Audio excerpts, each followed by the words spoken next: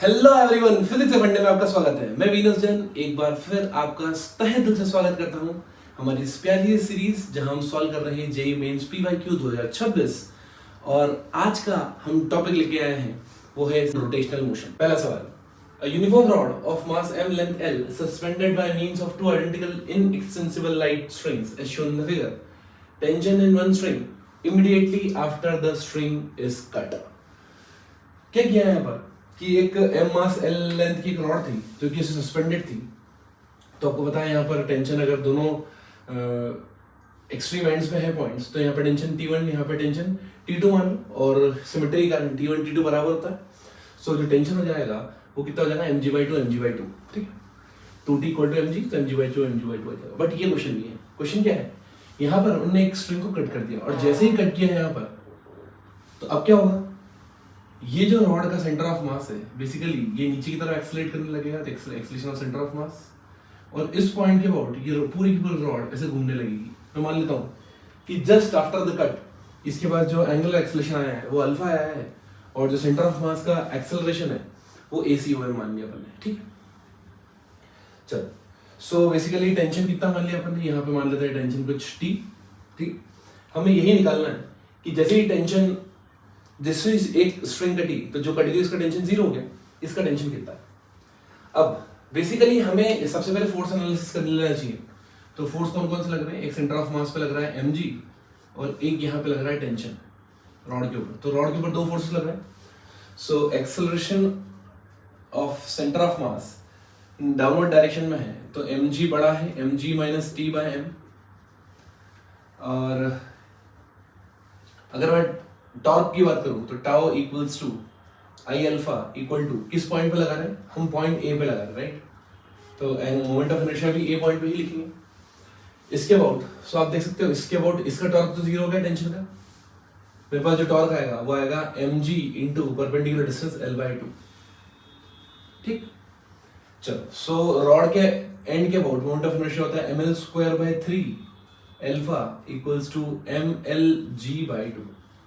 ml से ml cut गया, alpha की वैल्यू आ गई 3g/2n, करेक्ट। और यहां पर एक्सेलरेशन है बेसिकली, तो टेंशन जो आ जाएगा वो मेरे पास आ गया ma, राइट। इसको इधर कर दो, इसको इधर कर दो, तो जाएगा mg - macom, करेक्ट। सो mg - ma, ये आ गया अपना टेंशन। अब आप देखो यहाँ पर अगर मुझे टेंशन निकालना है तो मुझे एक्सेलरेशन ऑफ सेंटर ऑफ मास चाहिए, बट यहाँ पर हमारे पास क्या है, अल्फा की इक्वेशन है। And we know a relation, आपको पता है A = alpha cross R, right. So acceleration of centre of mass कितना हो जाएगा मेरे पास, अल्फा इंटू l/2, ठीक है, alpha into l/2। So alpha कितना है मेरे पास 3g/2 इंटू l/2, और यहाँ पे एक और l है, l से l कट गया तो मेरे पास आ गया 3g/4। So here mg minus acceleration of centre of mass कितना गया 3g/4। The correct answer is mg - 3g/4। तो कॉमन निकाल लो, 1 - 3/4 इज 1/4। तो मेरे पास टेंशन जो आया है वो आया है mg/4, ठीक। चलिए आइए देखते हैं अगला सवाल। Two identical thin rods of mass and length L are connected as shown in the figure. Moment of inertia of the combined rod system about an axis passing through P and perpendicular to plane of the rod is x/12 ml², the value of x is। तो यहाँ पर आपको actually moment of inertia निकालना है। अब system कैसा है, यहाँ पर एक रॉड है जो कि ऐसे वर्टिकली सस्पेंडेड है इस P पॉइंट से, ये अपना पॉइंट P है, ये P पॉइंट है। इसके अबाउट मुझे मोमेंट ऑफ इनर्शिया निकालना है। तो एक काम करता हूं मैं, टोटल मोमेंट ऑफ इनर्शिया जो हो जाएगा उसको मैं नाम देता हूं moment of inertia of blue वाली रॉड, इसको नाम देते हैं 1 और इसको नाम देते हैं 2, plus moment of inertia of, इसको नाम देते हैं रेड वाली rod, moment of inertia red वाली रॉड का, ठीक, अबाउट पॉइंट P। अब देखो जो फर्स्ट रॉड है इसके इस पॉइंट पे एंड पे निकालना है, तो एंड पे सबको पता है यार, और इसके परपेंडिकुलर ना, एक्सिस कैसी, इसके परपेंडिकुलर है। तो सेंटर पे होता था ml² लगता और एंड पे ml² लगता है। ब्लू वाली रॉड का तो काम खत्म हो गया, ठीक है। अब ये जो रेड वाली रॉड है इसका इस एक्सिस पे वोट कितना होता है ml² सेंटर ऑफ मास के वोट, है ना, ये हम सबको पता है। अब अगर मुझे इस एक्सिस का वोट निकालना है तो बेसिकली ये दो पैरेलल एक्सिस है, इनके बीच की दूरी कितनी है n। मुझे यहाँ पर पैरेलल एक्सिस थ्योरम लगानी पड़ेगी, I about centre of mass that is ml² plus ma², ठीक है। अब देखो बड़ा सिंपल सा सवाल है, कुछ भी नहीं करना इसके अंदर, सबको एलसीएम एक काम करो 12 12 12 कर दो, तो 4 से मल्टीप्लाई इधर कर दो और 12 से मल्टीप्लाई इधर कर दो, करेक्ट। सो कितना आ गया मेरे पास आ गया यहाँ पर 12 और 4 16 और 1 17, 17 ml² by 12 is the correct answer. This is the net moment of inertia about point P. So x की वैल्यू कितनी आ गई 17। तो चलिए आइए देखते हैं अगला सवाल। Two cars A and B each of mass 10 to the power 3 kg are moving on parallel tracks separated by a distance 10 meter in same direction with speed 72 km per hour and 36 km per hour. The magnitude of angular momentum of car A with respect to car B will be। देखो question क्या रहेगा कि यहाँ पर एक track है, parallel tracks है, दोनों पैरेलल ट्रैक की परपेंडिकुलर दूरी कितनी है 10 मीटर। अब जो कार ए है, ये ए वाली कार वो कितनी स्पीड से आ रही है 72 किलोमीटर पर आवर। इसको 5/18 से मल्टीप्लाई करो तो हो जाएगा हमारे पास 20 मीटर पर सेकेंड। और जो कार बी है इसकी स्पीड हो जाएगी 10 मीटर पर सेकेंड, ठीक। ये क्वेश्चन में दे रखा है, ठीक है। 5/18 से मल्टीप्लाई करते हैं, ये अपने को अच्छे से पता है ना, मीटर पर सेकंड में कन्वर्ट करने के लिए किलोमीटर पर आवर को। आपसे पूछा गया है angular momentum of car A with respect to B. सबसे पहले काम करता हूं मैं, what is the speed of A with respect to B. So it is 20 - 10 that is 10 meter per second. मतलब with respect to car B, car A की speed कितनी है 10 मीटर पर सेकंड, है ना।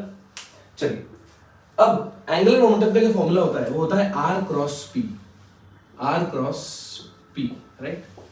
अगर मैं m बाहर निकाल लूं तो हो जाएगा m into r into v into sine theta, where sine theta is the angle between radius vector and r vector and velocity vector. अब देखो कि जब रिलेटिव वेलोसिटी देख रहे हैं तो वेलोसिटी राइट डायरेक्शन में है और दोनों की परपेंडिकुलर दूरी कितनी है, दोनों की बीच की परपेंडिकुलर दूरी 10 है ना। अब ये पार्टिकल यहाँ हो यहाँ हो यहाँ हो यहाँ हो, उससे कोई फर्क नहीं पड़ता, बिकॉज जो परपेंडिकुलर डिस्टेंस भी होगी, अगर यहाँ भी ये पार्टिकल कहीं भी है, परपेंडिकुलर डिस्टेंस तो 10 ही। तो मेरा आंसर कितना आ गया, मेरा आंसर आ गया 10 to the power 3 mass into distance 10, velocity भी 10, correct answer is 10 to the power 5 unit. चलिए ये देखते हैं अगला सवाल। The pulley shown in the figure is made by using thin rim and two rods of length equal to diameter of the rim. The rim and rod each have a mass capital M, ठीक है, सबका मास M है, M M M, है ना, ये ring का मास भी M। Two blocks of mass capital M and small m are attached to two ends of a light string passing over the pulley, which is hinged to rotate freely in a vertical plane about its center. The magnitudes of the acceleration experienced by the block is। आपको acceleration निकालना है, ठीक है। देखो although ये बहुत standard case है ना, तो स्टैंडर्ड केस में मैं यही रिकमेंड करता हूँ कि बच्चों को डायरेक्ट फॉर्मूला याद रहे तो ज्यादा बढ़िया होता है। It is net driving force by total mass, correct.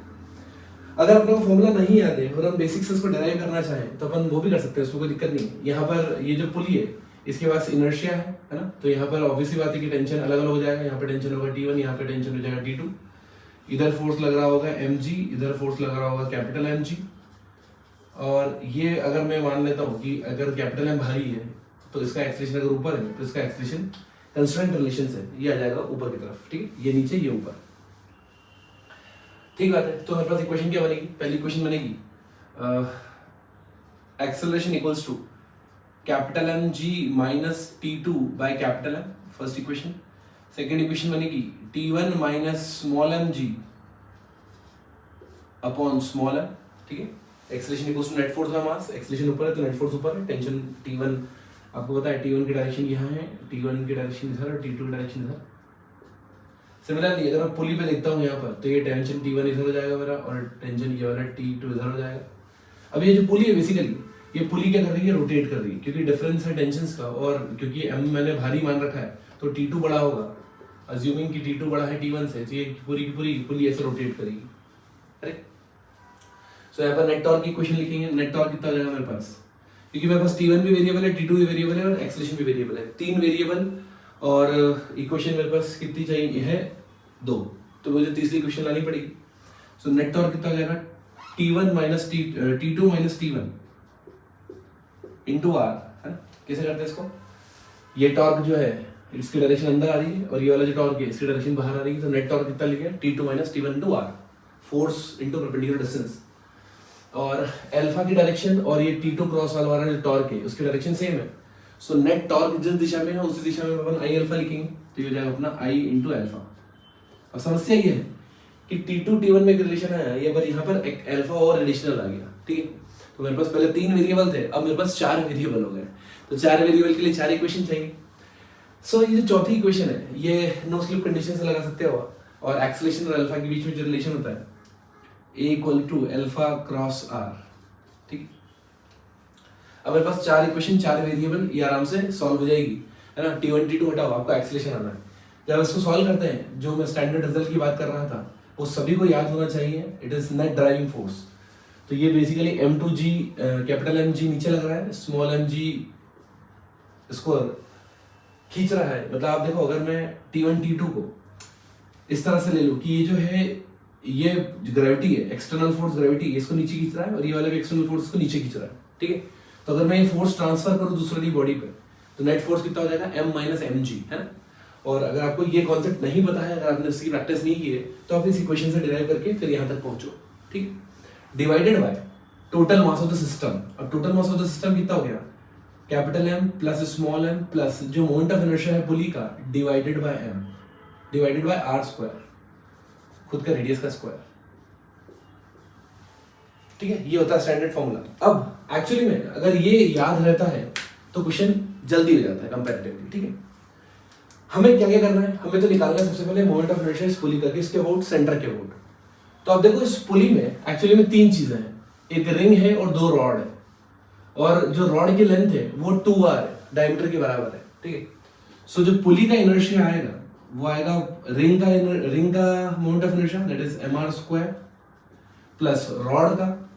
अब रॉड का क्या होता है, बेसिकली सेंटर के अबाउट ml स्क्वायर बाय 12 होता है, तो 1/12 m into l square, radius कितनी है 2r, तो रेडियस लेंथ कितनी बेसिकली 2r के बराबर।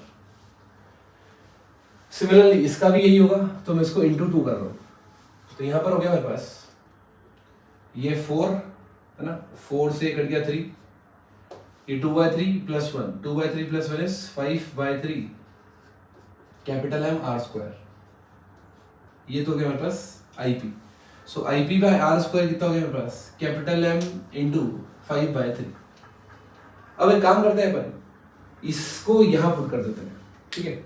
सो जो एक्सेलरेशन आया मेरे पास, एक्सेलरेशन कितना आया, it is capital M minus small m into g divided by small m plus ये जो कैपिटल M है, IP बाय r स्क्वायर की वैल्यू कितनी है 5m/3, तो 5m/3 प्लस कैपिटल M, क्या 8m/3 लिख दो उसको, 8m/3 एक्सेलरेशन आएगा आपका मीटर पर second square. So this is your correct answer, clear. तो आइए देखते हैं अगला सवाल। A solid sphere of mass 5 kg and radius 10 cm is kept in contact with another solid sphere of mass 10 kg and radius 20 cm. The moment of inertia of this pair of sphere about the tangent passing through point of contact is.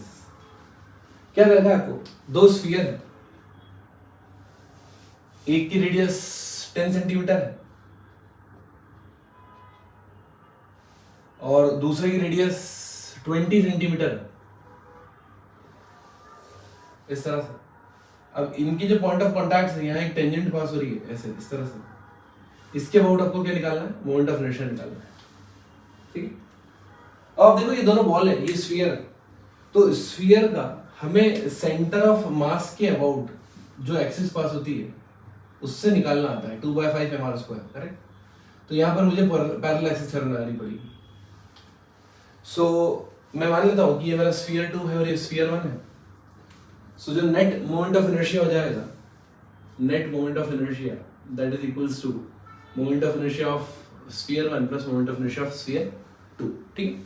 और दोनों का ही centre of मास के about मुझे पता है mr square 2/5 mr square by 2/5 mr square, right, I am sorry.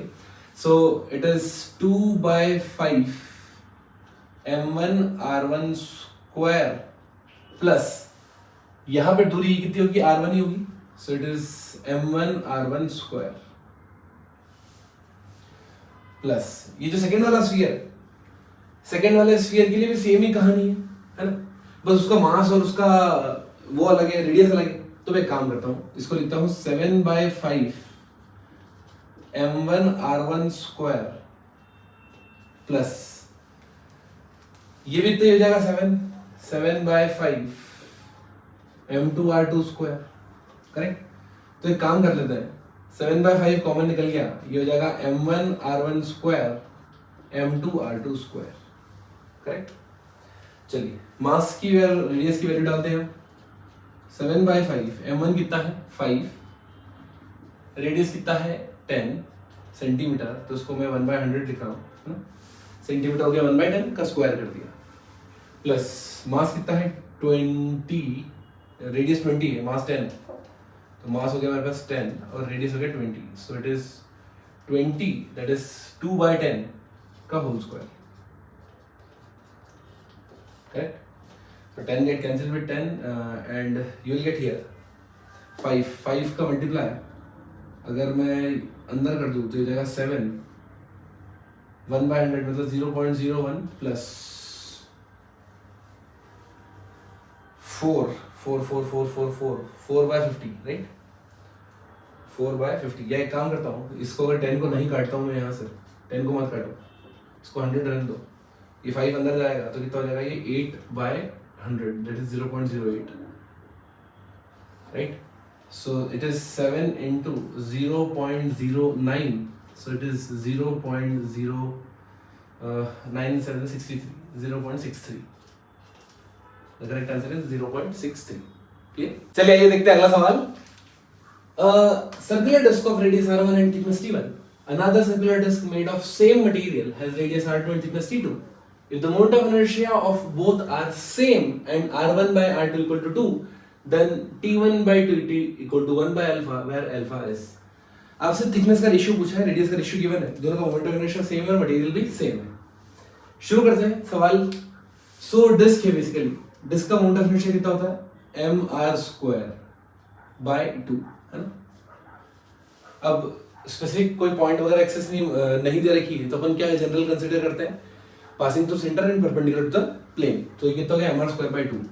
अब दोनों का मोमेंट ऑफ इनर्शिया सेम है ना, और मास के बारे में इंफॉर्मेशन नहीं है, डेंसिटी के बारे में है, ठीक है। तो डेंसिटी कितना है उसमें यूज कर लेते हैं इस इक्वेशन को।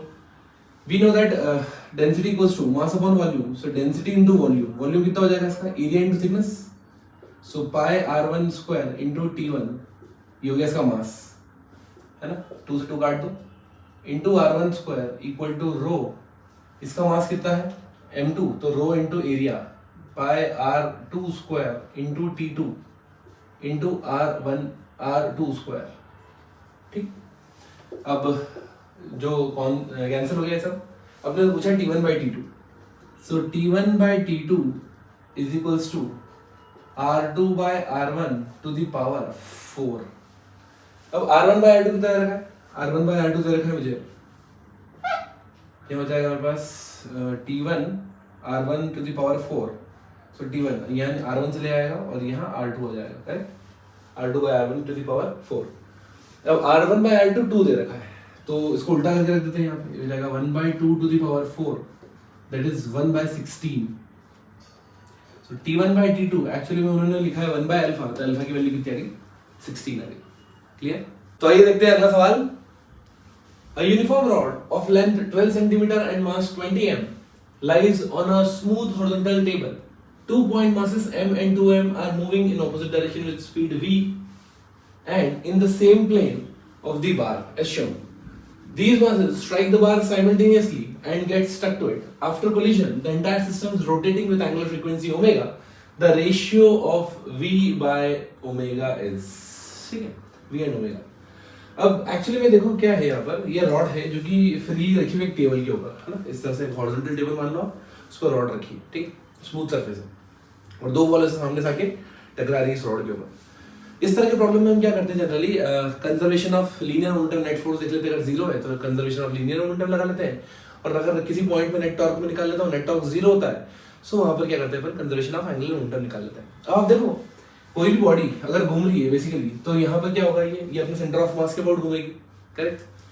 चलो, सो मैं ये जो पॉइंट है, सेंटर वाला पॉइंट, ये पूरी रॉड है, इसकी लेंथ 12 सेंटीमीटर है, 12 सेंटीमीटर और मास मास मास मास इसका 20 एम, मास है 20 एम, ठीक है. चलो मैं क्या कर रहा हूँ, सेंटर पॉइंट पे, इसके सेंटर ऑफ मास पे, यहाँ पर नेट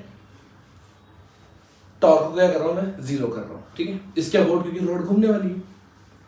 अच्छा, so initial angular momentum must be equals to final angular momentum about centre of mass, right. अब देखो इनिशियल एंगुलर मोमेंटम रॉड का तो कुछ नहीं है, रॉड जीरो है ना, ये हटा दो. इसका कितना हो जाएगा, इसका हो जाएगा मास 2m है, डिस्टेंस कितनी है 2 सेंटीमीटर. सो m और सेंटर का वो डायरेक्शन देख लेंगे, इसकी आएगी प्लस कैप, उसकी भी आ रही प्लस कैप, दोनों की आ रही है बाहर, ठीक है. सो दोनों की ऐड हो जाएगी, ये हो जाएगी मास कितना 2m into V, M V into R, R कितना 2 centimetre, M V R, right. और इसका भी कितना हो जाएगा, m, मास कितना है m, वेलोसिटी v, और डिस्टेंस कितनी है 4/100 इक्वल टू. अब फाइनली हमने क्या बोला, फाइनली चिपक गई है, ये यहाँ चिपक गई, ये यहाँ चिपक गई, और अब ये घूम रही, ठीक है, अब ये रॉड घूम रही. जब ये रॉड घूम रही है तो एक्चुअली में ये entire rod, centre entire rod को मैं मान लेता हूँ कि यहाँ पर इसकी एंगुलर वेलोसिटी कितनी हो जाएगी, ओमेगा हो जाएगी, ठीक. तो अब ये हो गया मेरे पास equal to I into omega, ठीक है, क्योंकि ये तो चिपक गए, अब ये रेस्ट पे आ गए दोनों और ये घूम रही है इस तरह से. नाउ आई जो है इसमें मोमेंट ऑफ इनर्शिया सबका आ रहा है, रॉड का भी आ रहा है और इन दो पॉइंट मासेस जो चिपक गए उसके ऊपर वो भी आ रहा है, ठीक है. तो अपन टोटल मोमेंट ऑफ इनर्शिया निकाल लेते हैं पहले. सो इट इज रॉड का कितना, mv स्क्वायर बाय रॉड का सेंटर ऑफ मास के about, ml square by 12. So m इसका मास 20 है, ml स्क्वायर लेंथ इसकी 12 है, ml स्क्वायर बाय 12 प्लस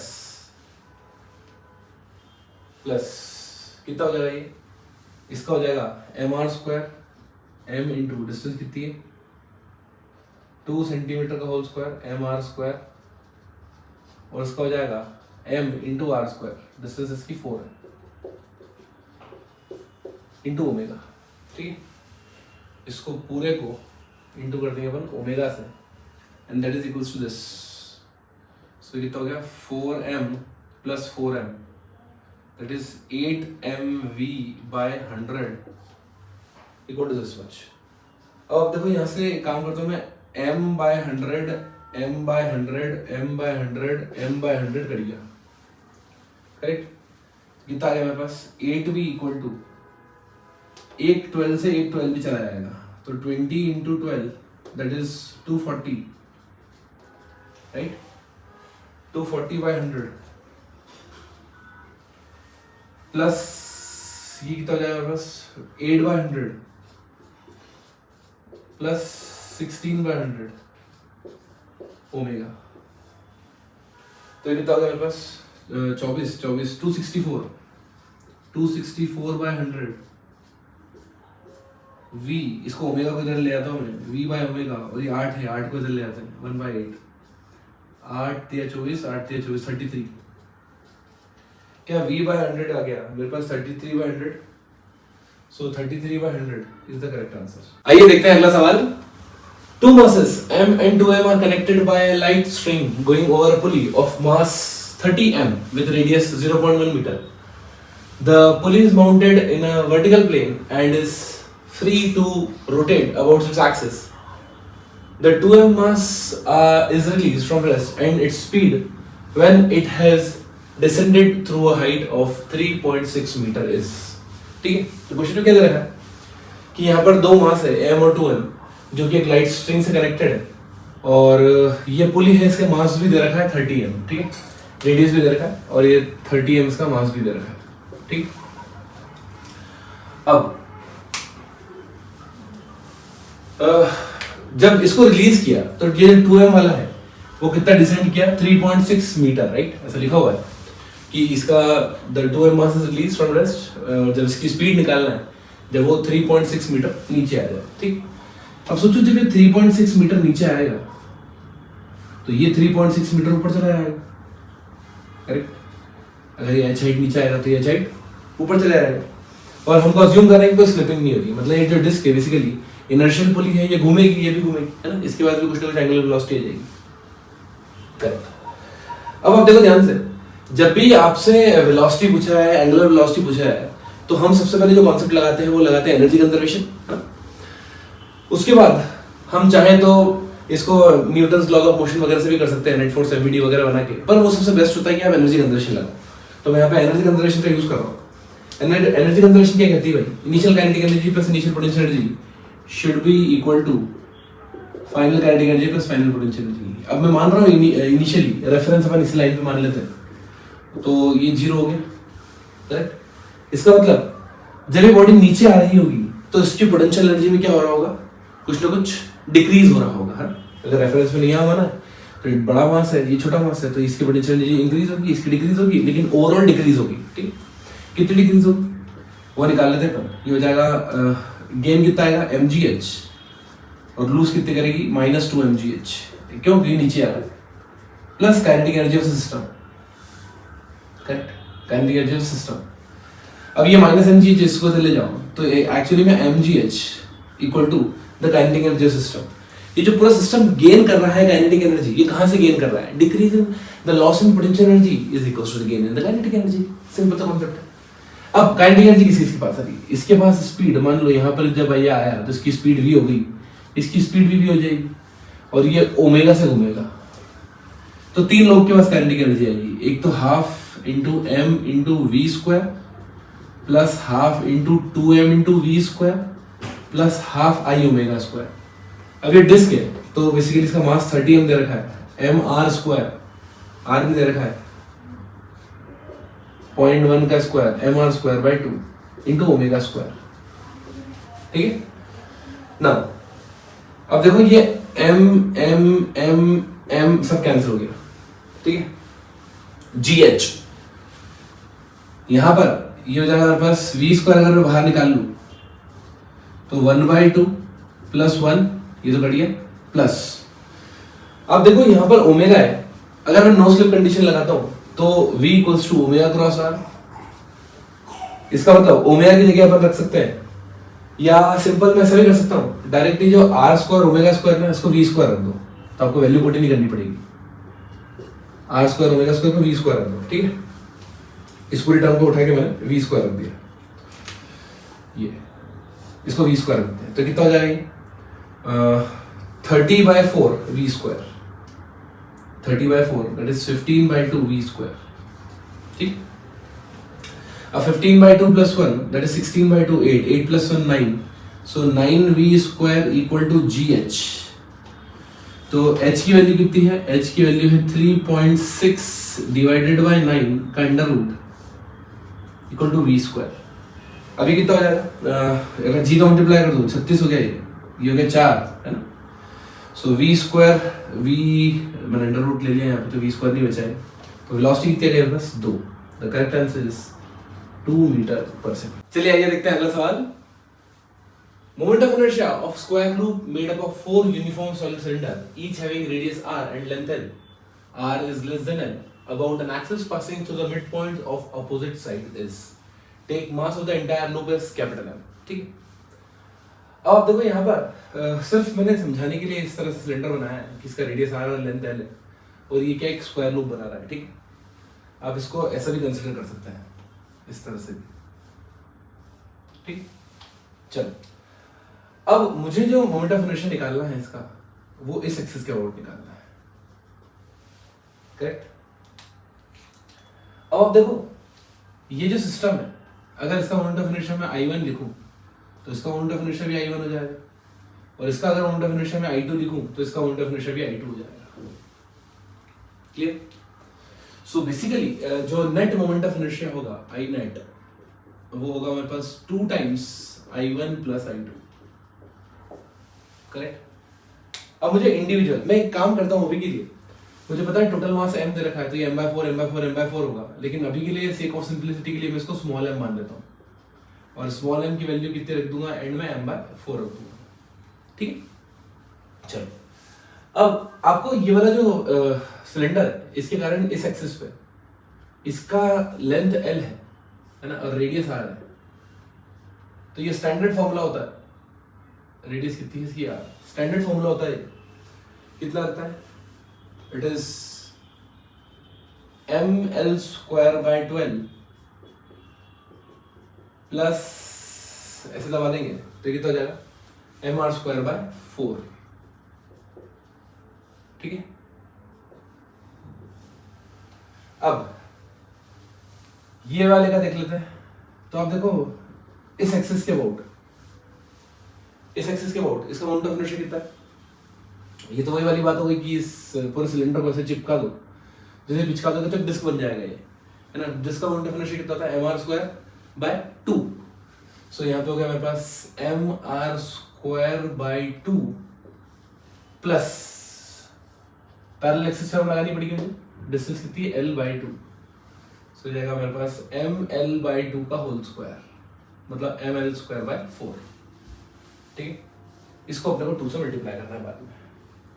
अब रेडियस छोटा है, लेंथ बड़ा है, तो अपन को RR वाली टर्म एक तरफ ले जाओ, LL वाली एक तरफ ले जाओ, सो ये सब स्मॉल m है ना, स्मॉल m, तो मैं एक काम कर रहा हूँ, उसको 2 बाहर, ml²/12, यहाँ पे l²/12 है, यहाँ पे l²/4 है, तो मैं ml²/4 बाहर निकाल लेता हूँ, ये हो गया 1 + 1/3, और यहाँ पे मैं mr² बाहर निकाल रहा हूँ, तो ये हो जाएगा mr²/2 बाहर निकाल लो, तो ये हो जाएगा 1 + 1/2। Now so it is ml²/4/3, 4 से 4 गया, और ये हो जाएगा 3/2, सो 3/4 mr² इंटू 2, ठीक है, बाहर चल रहा है। अब हमें पता है जो कैपिटल M है उसकी वैल्यू हमें गिवन है, और स्मॉल m की वैल्यू हमको सब्स्टिट्यूट करना है, तो जहां जहां m लिखा है वहां पर अपन को m/4 डालना है ना। तो एक काम करते हैं, इसको बाहर निकाल लेते हैं पहले, तो जगह 2 × m/4 l²/3 प्लस 3/4 r², सो मेरा आंसर आ गया m/2 l²/3 plus 3/4 r², right, this is the correct answer. चलिए आइए देखते हैं अगला सवाल। 2 small balls with mass m and 2m are attached to the both ends of a rigid rod of length d and negligible mass. If angular momentum of the system is L about an axis A passing through center of mass and perpendicular to rod, the angular velocity of the system about A is. तो question क्या दे रखा है कि एक negligible mass की rod है जिसके and पे 2 मास है, यहाँ पे m है और एक तरफ 2m है। अब इसका जो सेंटर ऑफ मास होगा उसके अबाउट एंगुलर मोमेंटम L दे रखा है, ठीक। तो सबसे पहले तो अपन सेंटर ऑफ मास निकाल लेते हैं। We know that centre of mass यहाँ से, अगर ये लेंथ दोनों के बीच की L है, D है ना, दोनों के बीच की डिस्टेंस अगर D है, तो सेंटर ऑफ मास कैसे निकालते हैं, सामने वाला mass divided by total mass into distance, तो ये हो जाएगी मेरे पास d/3, ठीक है। ये डिस्टेंस आ गई d/3 और ये आ गई 2d/3। I think centre of मास का कांसेप्ट आपको बहुत अच्छे से आता होगा। अब एंगुलर मोमेंटम, ये जो पॉइंट है इसका नाम हमने A दे दिया है। एंगुलर मोमेंटम A के अबाउट कितना हो जाएगा, about A it will be I × omega, और I ऑफ द सिस्टम लिखना पड़ेगा मुझे, ठीक है। सो बेसिकली क्या हो जाएगा, ये यहाँ से यहाँ तक की डिस्टेंस क्या m × 2d/3 mr² plus 2m into D by 3 का whole square into omega equal to L. अपने को ओमेगा निकालना है, ठीक है। सो ये कितना हो जाएगा मेरे पास, अगर मैं एम डी स्क्वायर बाई 9 बाहर निकाल लूँ तो अंदर बचेगा मेरे पास 4 प्लस 2 6, ठीक है। सो उसको लिख सकता हूँ मैं L, ये हो गया मेरे पास 9L बाय 6md स्क्वायर। अब आप चाहो तो 3 से काट दो उसको, सो it is 3/2 L upon md square. This is the omega about point A। तो आइए देखते हैं अगला सवाल। Suppose there is a uniform circular disk of mass and radius r as shown in the figure. The shaded region are cut out from the disk. Moment of inertia of remainder about the axis A of the disk is given by x by 256 mr square. The value of x is, ठीक है। तो काफी देखा problem है। ये disc है ना, तो मैं इस तरह से बना रहा हूँ उसको। ये डिस्क है और एक अपन ने यहाँ पर एक, इसका मास कितना है, टोटल मास m है, ठीक है। अब इसमें से ना 2 छोटी डिस्क काट ली अपन ने, एक इधर एक इधर, ठीक है। दोनों की रेडियस कितनी है, r/4। अब आपसे पूछा जा रहा है कि यहाँ पे जो मोमेंट ऑफ इनर्शिया होगा ये वाली एक्सिस के अबाउट, वो कितना होगा।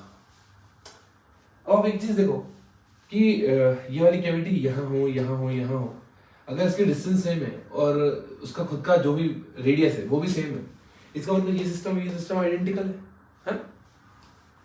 तो ये एंगल का कोई मतलब नहीं है, मतलब ये आपको सिर्फ मिसलीड करने के लिए दे रखा है, समझो। चलो सबसे पहले अपन ये निकाल लेते हैं कि ये जो मास है, ये अंदर वाला जो अपन कटा वाला मास है, इसका ये मास कितना है। सो बेसिकली सिग्मा क्या होगा, same. So total mass by total area is equals to छोटा मास बाय छोटा एरिया, r/4 का स्क्वायर, तो m/16 आ गया। तो मेरे पास जो मास आया वो m/16 है ना।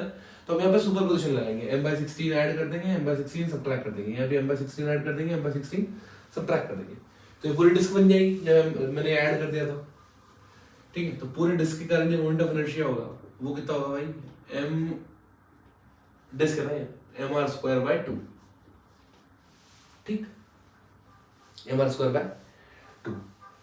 अब minus 2 times moment of inertia of this कटा हुआ पोर्शन, इस कटे हुए पोर्शन का मोमेंट ऑफ इनर्शिया आप लोग को माइनस करना है इसके अंदर से, ठीक, बहुत बढ़िया। तो सबसे पहले तो ये देखो इन दोनों के बीच की डिस्टेंस कितनी है, r/4। इसका मास कितना है m/16 और उसका खुद का रेडियस कितना है r/4, ठीक। नाउ सबसे पहले तो इस कैविटी का इस सेंटर के एक्सिस के अबाउट कितना होगा, इट इज mr², खुद का मास mr², ठीक है। एक काम करते हैं, पहले स्मॉल m पुट कर देते हैं, है ना, ताकि कैलकुलेशन इजी हो जाए। तो ये जाता है mr/4 का whole square mr²/2, mr²/2 disc का, ये कटी हुई डिस्क है, इसका मोमेंट ऑफ इनर्शिया, और पैरेलल एक्सिस थ्योरम लगाएंगे, प्लस स्मॉल m r/4 का होल स्क्वायर, ठीक। mr²/2 ये तो चल ही रहा है यहाँ पर, माइनस, अब देखो यहाँ से काम करते हैं, mr²/16 ये कितना हो जाएगा, 2 इंटू mr²/16 बाहर निकाल लेते हैं, तो अंदर कितने बचेगा, 1/2 है ना, ये 2 बचा, और यहाँ पे कितना निकाल लिया ना, mr²/16 निकाल लिया, तो यहाँ क्या बचा, 9 बचा, ठीक है। नाउ सो इट इज 19 हो जाएगा, ये 18 और 19/2 हो गया, तो मैं इसको डायरेक्ट लिख रहा हूँ यहाँ पर 19/2, करेक्ट।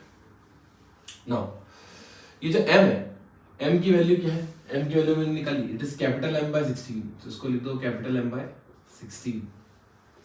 अगर मैं यहाँ से mr²/2 बाहर निकाल लूँ तो मेरे पास बचेगा 1 माइनस mr, ये स्मॉल r ही है ना, दोनों स्मॉल r कैपिटल r मैंने यहाँ पे सेम रख दिया है, अलग अलग रखा है, बेसिकली सेम ही है, तो अब तो स्मॉल लेके चलो, mr² कर लो उसको ना।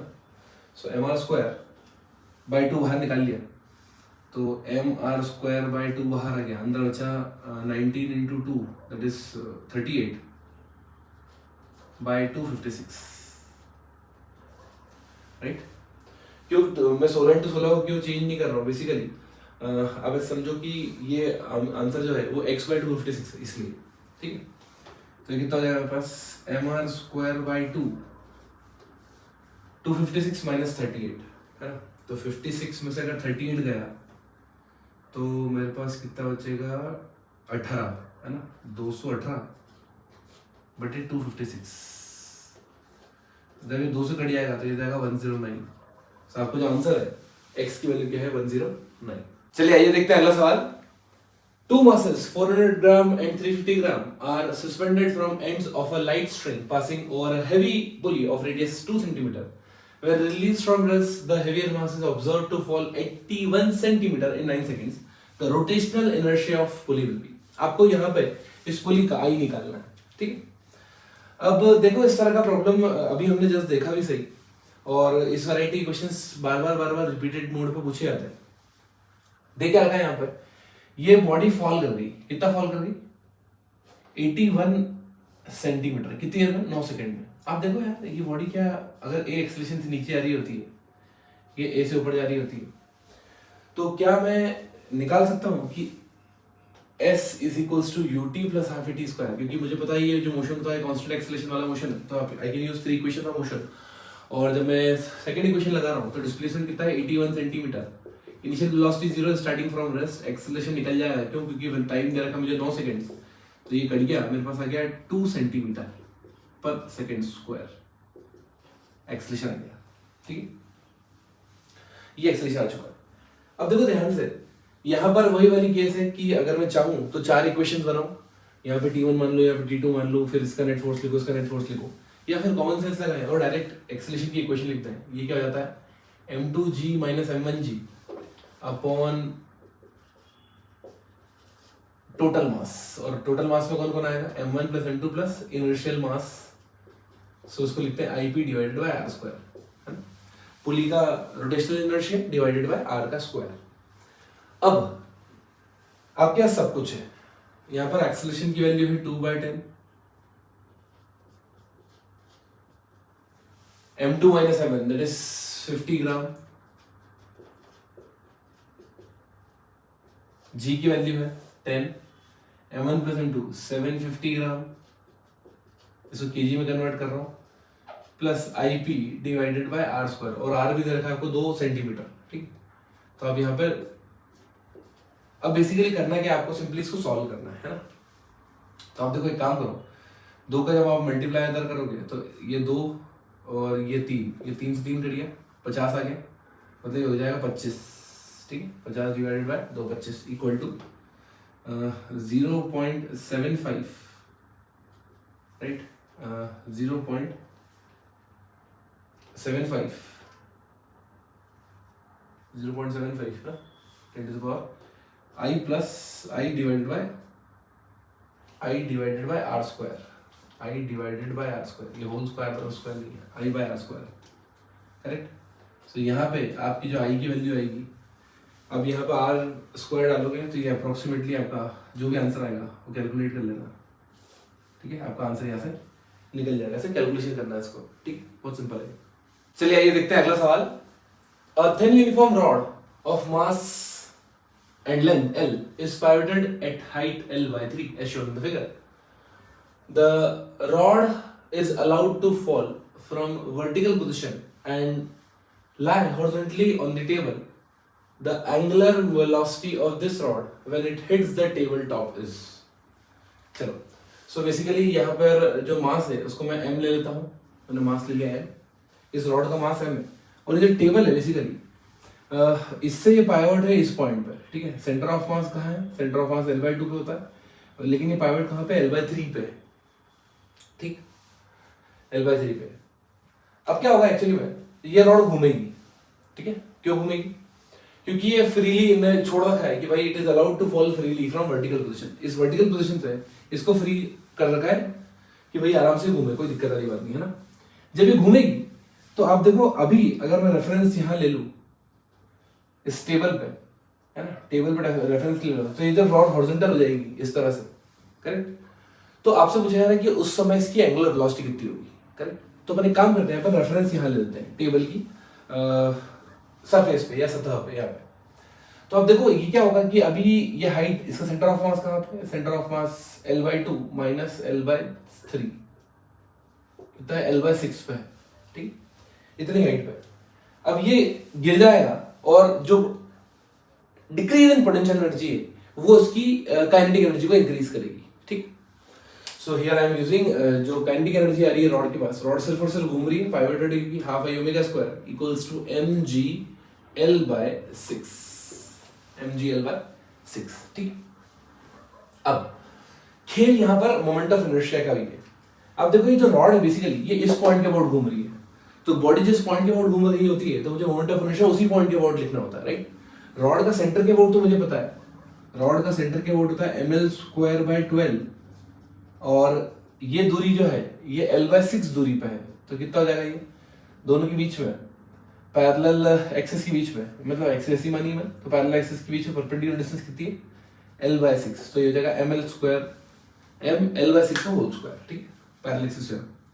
सो ये हो जाएगा हमारे पास mL²/6 बाहर 1/2 + 1/6। अब चाहो तो 12 पूरा ही बाहर निकाल लो, तो हो जाएगा 1 +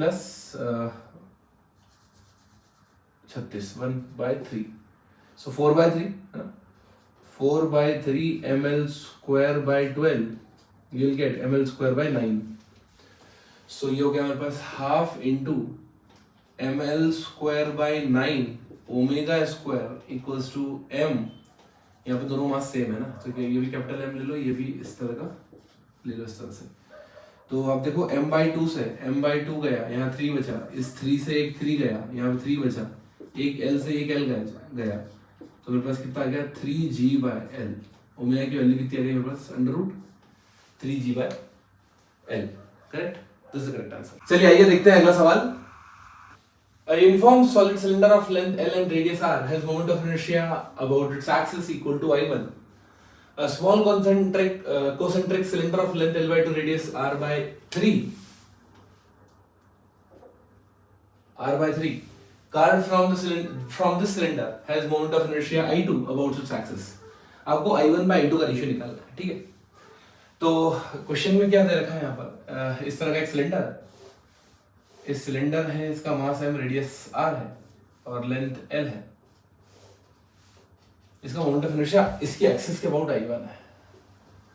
अब ये सॉलिड सिलेंडर है, तो सॉलिड सिलेंडर कैसे बिहेव करता है? एक डिस्क की तरह, तो इसका जो मोमेंट ऑफ इनर्शिया हो जाएगा I1 की वैल्यू हो जाएगी mR²/2, राइट, mR²/2, राइट। तो ये तो हो गया मेरा सॉलिड सिलेंडर का। अब मुझे निकालना है कि अगर उन्होंने बोला इसके अंदर से आप एक सिलेंडर निकाल लो जिसका लेंथ जो हो वो L/2 हो, आधा हो, और रेडियस 1/3 हो, इसका moment of inertia let's say I2 बोला हमने, ठीक है।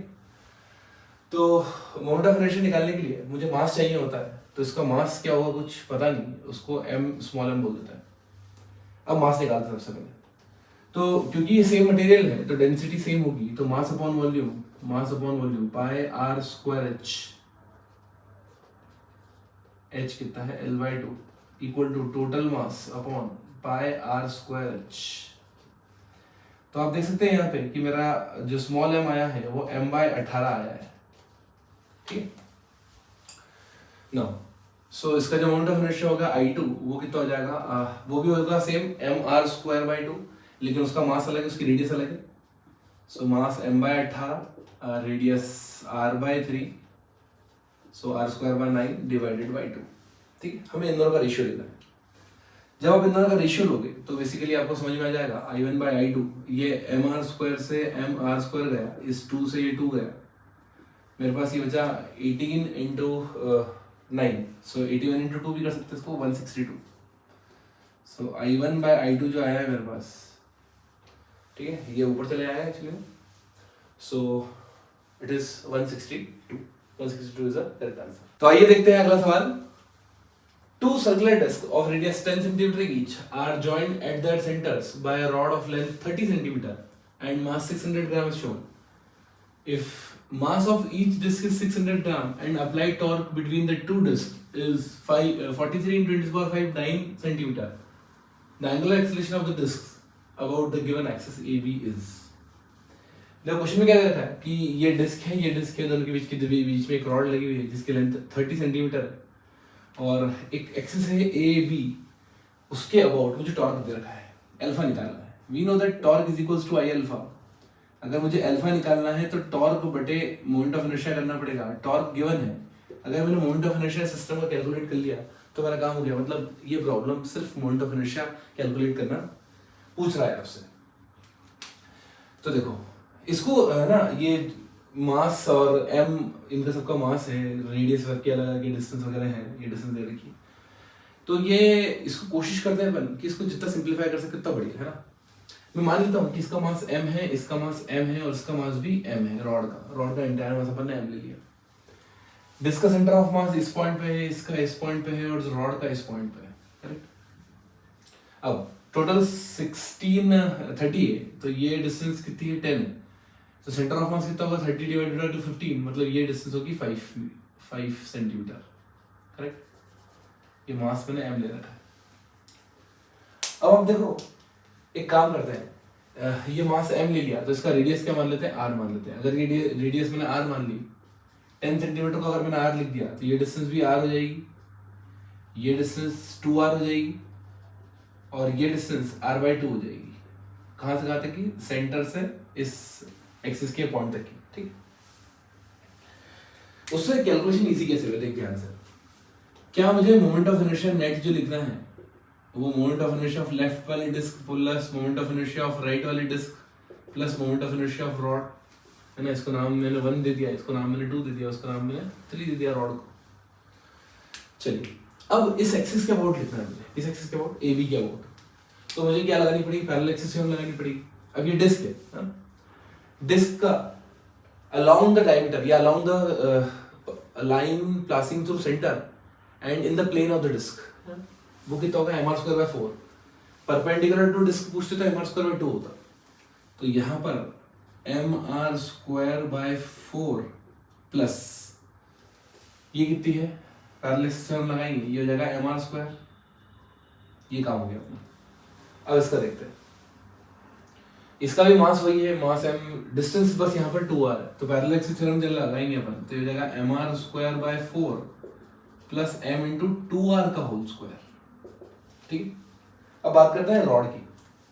रॉड का जो मोमेंट ऑफ इनर्शिया होता है इस एक्सिस के अबाउट वो होता है ml²/12। तो इसकी लेंथ कितनी है 3r, तो ml²/12 हो गया, प्लस दोनों के बीच के डिस्टेंस, इसका सेंटर ऑफ मास और ये जो एक्सिस है ये दोनों के बीच की डिस्टेंस r/2 है, तो यहाँ भी पैरेलल एक्सिस थ्योरम लग जाएगी mr/2 का होल स्क्वायर, करेक्ट। चलो तो यहाँ पर कितना होगा मेरे पास, अगर मैं mr² कॉमन निकाल लेता हूँ पूरे में से तो 1/2 प्लस 1/2, 1/4 प्लस 1/4, 1/2 हो गया। ये mr² है, 1 प्लस ये है 4, है ना। mr² कॉमन निकाला मैंने तो यहाँ पे कितना है 9, यहाँ पे कितना है 12, तो ये जगह 3/4, करेक्ट। और यहाँ से mr² कॉमन निकाला है तो यहाँ बचेगा 1/4, ठीक। 1/4 प्लस 3/4 ये तो हो गया 1,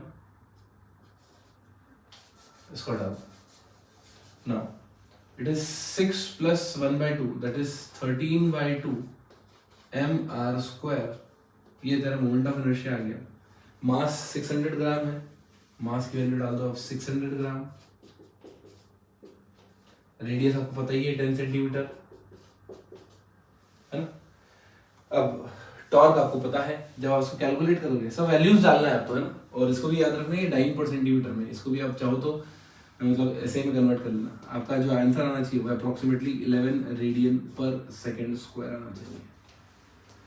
सो आई होप ये जो अपन ने छोटा किया है इसको, इससे आपको क्लैरिटी मिली होगी। तो आइए देखते हैं अगला सवाल।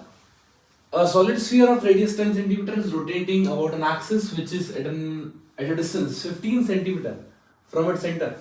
The radius of gyration about this axis is √10 cm. अब देखो यहाँ पर क्या दे रखा है कि एक स्फीयर है जिसका रेडियस 10 सेंटीमीटर है और सेंटर से एक एक्सिस है 15 सेंटीमीटर दूर, इसके अबाउट ये घूम रहा है, ठीक है।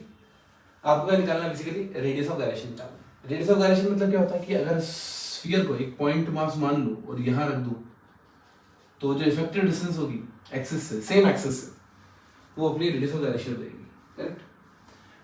बट ये है कि यहाँ पर दोनों का मोमेंट ऑफ इनर्शिया मुझे कंपेयर करना होता है। सो एम के स्क्वायर इज इक्वल्स टू इसका खुद के एक्सिस के अबाउट कितना है, खुद के एक्सिस के अबाउट मोमेंट ऑफ इनर्शिया कितना है, 2/5 सॉलिड स्फीयर है, 2/5 एम आर स्क्वायर, रेडियस 10 है, प्लस दोनों के बीच की डिस्टेंस कितनी है, पैरेलल एक्सिस के, दोनों एक्सिस पैरेलल एक्सिस के बीच की distance, perpendicular distance, that is 15। So it is m into 15 centimetre का होल स्क्वायर। अब सब कुछ सेंटीमीटर में है ना, अपन कुछ भी यहाँ पे मीटर में यूज नहीं कर रहे, इसलिए मैंने, क्योंकि ऑप्शन भी जो आंसर भी जो पूछा सेंटीमीटर में पूछा है आपसे। सो अब देखो m तो कैंसिल हो गया, करेक्ट। मेरे पास बचा k square is equals to 2/5 into 100 plus 225, तो ये हो गया 20, मतलब 40, 265। So the correct answer is 265। आइए देखते हैं अगला सवाल। When position vector xi cap plus yj cap plus zk cap changes its sign as minus r vector, which of the following vector will not flip its sign? देखो question बहुत ही simple है। अगर मैं r वेक्टर इस तरह से लिखता हूँ xi cap plus yj cap plus zk cap, तो जो वेलोसिटी हो जाएगी मेरे पास वो dx by dt i cap, that is vxi cap plus vyj cap and vzk cap, correct. अब आप देखो इसको डिफरेंशिएट करने पर मुझे वेलोसिटी मिलेगी dr by dt। सो अगर मेरी पोजीशन वेक्टर की साइन चेंज हो गया तो वेलोसिटी वेक्टर का ही साइन चेंज हो जाएगा, तो भाई ये तो आंसर नहीं है। सिमिलरली इसको फिर डिफरेंशिएट करूंगा तो एक्सेलेरेशन आएगा, ये भी मेरा आंसर नहीं है ना, फिर डबल डिफरेंशिएट करना है इसको, ठीक है। अब देखते हैं लीनियर मोमेंटम। लीनियर मोमेंटम क्या होता है भाई, ये होता है मास इनटू वेलोसिटी, तो मतलब जो हल वेलोसिटी का होगा वही लीनियर मोमेंटम का होगा। तो तीन ऑप्शन गलत हो गए, इसीलिए चौथा ऑप्शन सही है, राइट। एक्चुअली में एंगुलर मोमेंटम जो है मेरे पास वो होता है r क्रॉस p या r cross v into m, ठीक है। अब जब मैं इसका क्रॉस प्रोडक्ट करूंगा बेसिकली ये भी क्या हो जाएगा, लेट्स से ये नेगेटिव हो गया, ये भी नेगेटिव हो गया, नेगेटिव नेगेटिव वापस क्या हो जाएंगे, पॉजिटिव। आइए देखते हैं अगला सवाल। A flywheel having mass 3 kg and radius 5 meter is free to rotate about horizontal axis. A string having negligible mass is wound around the wheel and the loose end of the string is connected to a 3 kg mass. The mass is kept at rest initially and released. Kinetic energy of wheel when the mass descends by 3 meter. अब उन्होंने बोला कि जो 3 kg का मास है, जब ये 3 metre नीचे डिसेंड हो चुका होगा तब काइनेटिक एनर्जी इस फ्लाईव्हील की कितनी आएगी। बेसिकली फ्लाईव्हील मतलब डिस्क कंसीडर करना होता है, ठीक है। तो उसको बेसिकली दो तरीके से कर सकते हैं। एक तो अपन क्या कर सकते हैं, एक्सेलरेशन निकाल लिया इसका, है ना। एक्सेलरेशन किस निकालेंगे, net force mg that is 3g divided by total मास, तो इसका मास प्लस इसका मास ऐड कर देंगे, इसका इनर्शियल मास है ना, आई की बात कर रहा हूँ, आई बाय मास कैसा होगा 3 + i / r square. So acceleration निकल जाएगा, एक्सेलरेशन से क्या हो जाएगा, आप 3 इक्वेशन ऑफ मोशन लगा सकते हो और वहां से वेलोसिटी निकल जाएगी। तो वेलोसिटी निकल गई और v = r ओमेगा लगा दिया तो मेरे पास काइनेटिक एनर्जी आ जाएगी। दूसरा तरीका क्या है, एनर्जी कंजर्वेशन का। आप देखो जैसे जैसे मास नीचे आ रहा है इसकी पोटेंशियल एनर्जी डिक्रीज हो रही है, तो पोटेंशियल एनर्जी कितनी डिक्रीज हुई, mgh, राइट। और क्या यही गेन इन काइनेटिक एनर्जी बनेगी, इसके पास कुछ वेलोसिटी v आ गई होगी और इसके पास उस पॉइंट पे ओमेगा होगी कुछ एंगुलर वेलोसिटी, करेक्ट। तो इसकी जो स्पीड होगी v, उसके कारण translational kinetic energy ½ v square और ओमेगा के कारण इसकी रोटेशनल ½ i ओमेगा स्क्वायर, ये डिस्क है तो mr²/2 i into omega square, ये mgh के बराबर होगा। अब देखो यहाँ पर क्योंकि नो स्लिप कंडीशन लगनी है, v = ओमेगा r लगना ही लगना है। सो r² ओमेगा स्क्वायर को मैं v स्क्वायर पुट कर रहा हूँ, तो ये कितना हो गया मेरे पास ½ mv² plus ½ R square omega square V square हो गया, तो ये हो गया M R square by M V square by 2. So 1 + 1/2 is 3/2 और 1/2 ऑलरेडी बाहर है, so 3/4 M V square, 3/4 M V square equals to 3 mgh है ना, इसको अपन एम ही पुट कर दो यहाँ पे mgh, तो एम से एम कट ही रहा है भी, तो ये m gate cancelled with m, 3 gate cancelled with 3, v square की वैल्यू आ गई मेरे पास √40. अगर v √40 आ गई है, इसका मतलब 2√10 वेलोसिटी आ चुकी है, करेक्ट. बट हमको वेलोसिटी नहीं पूछी, हमसे पूछा है कि जो फ्लाईव्हील है उसकी काइनेटिक एनर्जी कितनी है, हमसे ये वाली टर्म पूछी है, राइट. सो ये वाली टर्म मतलब काइनेटिक एनर्जी ऑफ फ्लाईव्हील निकालना है हमें. So it is 1/4 into M V square. V square की वैल्यू कितनी है, वी स्क्वायर की वैल्यू 40 है, so 1/4 into 3 into 40, this get cancel with this, ये 10 हो गया, मेरे पास आ गया 30 joule. The correct answer is 30 joule. So I hope things are crystal clear to you. Thank you.